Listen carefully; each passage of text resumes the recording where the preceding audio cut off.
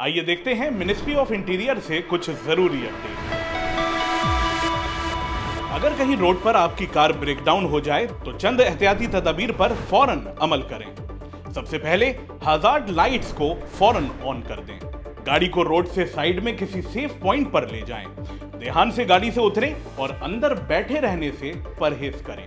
Reflective triangle को गाड़ी के पीछे एक सेफ डिस्टेंस पर रख दें ताकि वो ऑन गोइंग ट्रैफिक को क्लियरली नजर आए।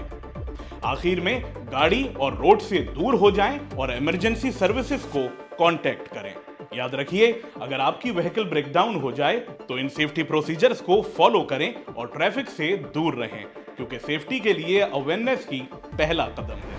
अपने बच्चों के करीब रहना और उन्हें मुनासिब इलेक्ट्रॉनिक गेम्स चुनने में मदद करना न सिर्फ उनकी सेफ्टी और सिक्योरिटी को बढ़ाता है, बल्कि उनके डिजिटल बिहेवियर को समझने का मौका भी देता है। जब आप बच्चों के साथ मिलकर गेम सिलेक्ट करते हैं तो आप उन्हें इन एप्रोप्रिएट कंटेंट से बचाते हैं और उनकी एज के मुताबिक हेल्दी एंटरटेनमेंट का रास्ता दिखाते हैं। याद रखिए, आज के डिजिटल दौर में पेरेंटल इन्वॉल्वमेंट ही सबसे बड़ी प्रोटेक्शन है।